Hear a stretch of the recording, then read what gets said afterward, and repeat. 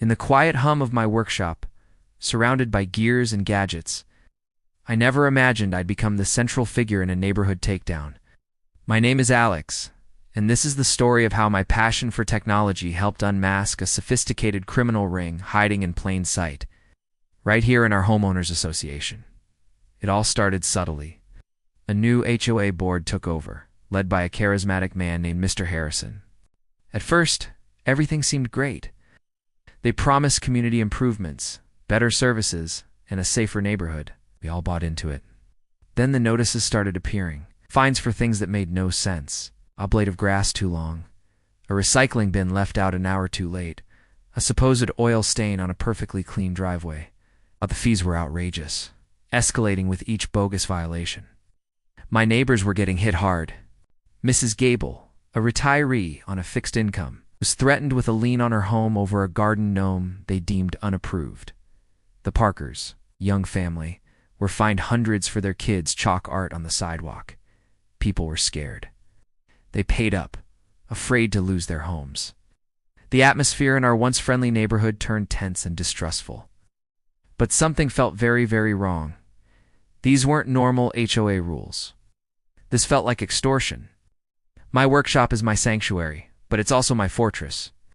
Over the years, I've kitted it out with some serious tech. We're talking high-resolution night vision cameras with motion tracking, discrete audio recorders, and a networked system I can monitor from anywhere. I decided to turn my hobby into a weapon for justice. If they were watching us, I was going to watch them right back. I started by aiming my cameras at the common areas, legally, of course. Wanted to see who was issuing these fines. The violation notices were always slipped under our doors in the dead of night with no one ever seeing who delivered them. The photos they included as evidence were always blurry, grainy, and conveniently lacked any timestamps. It was all designed to be intimidating and impossible to dispute. For the first few weeks, I captured nothing but shadows and swaying trees. But I was patient. I upgraded my system, adding AI-powered software that could analyze patterns and flag unusual activity. Then, one night, I got a hit. A dark sedan, no license plates, was captured rolling slowly through the neighborhood around 3 a.m. A figure would get out, quickly place notices on several doors, and then vanish back into the car. The AI cross-referenced the visits with the houses that received fines the next day. It was a perfect match. I zoomed in on the footage. The person delivering the notices was wearing a hoodie and a mask, but I got a clear shot of their shoes, a distinctive pair of limited edition sneakers. This was my first real clue. I also enhanced the audio from my parabolic microphone. It picked up a faint conversation from inside the car. They were laughing about the suckers who were paying up without a fight. They mentioned a meeting spot, an old abandoned warehouse down by the industrial park. This was bigger than just a few power-hungry board members. This was an organized operation. I knew I couldn't handle this alone. I needed someone with authority, someone I could trust. I remembered a name from my past commander, Reyes. We had worked together on a community outreach project years ago, and he was a straight shooter, a veteran cop who had no patience for criminals. Finding him wasn't easy, but I managed to get his number. I called him and laid out everything I had: the fines, the fear, the footage of the mysterious car, the audio of them laughing. I told him about the warehouse. Reyes was silent for a moment. And then he said, "Alex, you might have just blown the lid off something big. Don't do anything else. Send me everything you have. We'll take it from here." The relief was immense, but the fight was far from over. Reyes and his team started their own investigation. They confirmed the sedan was unregistered. They put a surveillance team on the warehouse. It turned out the warehouse was the nerve center of the entire scam. They weren't just running this con in our neighborhood. They had infiltrated multiple HOAs across the city, using the same tactics to bleed residents dry. Mr. Harrison, our charming HOA president, was the ringleader. He was a professional con artist with a history of fraud. His board members were his criminal associates. They would use shell companies to place liens on homes, then pressure the owners to sell for a fraction of their value, effectively stealing their property. The money they extorted was being laundered through these companies. It was a multi-million-dollar racket. Reyes needed more. He needed to catch them in the act of collecting the money. He needed to link the cash directly to Harrison. That's where I came back in. Reyes proposed a sting operation, and he wanted my workshop to be the stage. The plan was simple, but dangerous. I would contest my latest Fina ridiculous one for unauthorized reflective window tinting, which I didn't even have. I would demand a face-to-face meeting to pay in cash, insisting I didn't trust electronic transfers. The bait was set.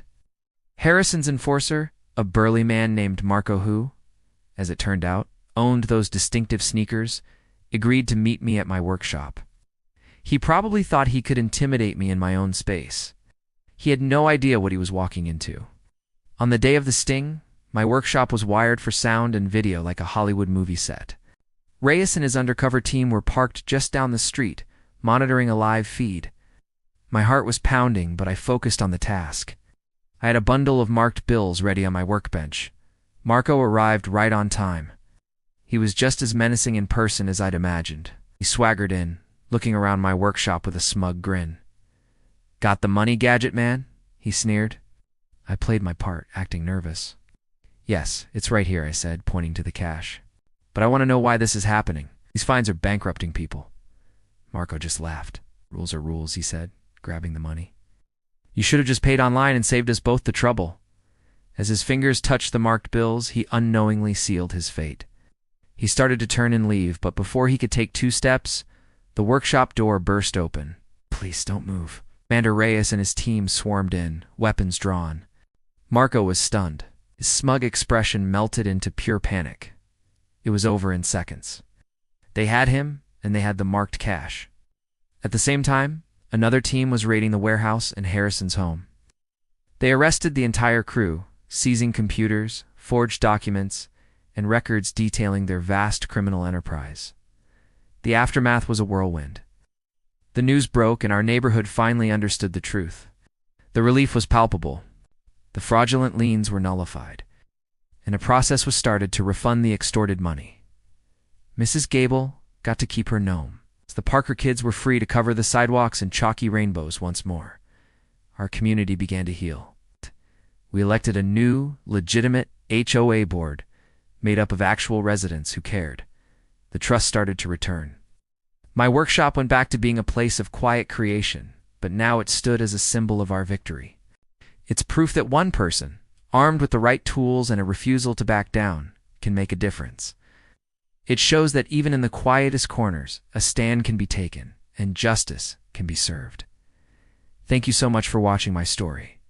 If you've ever felt powerless against a situation that just felt wrong, I hope this inspires you to look closer and speak up. Sometimes all it takes is one person to start a change. Please like, subscribe, and share this video to spread the word.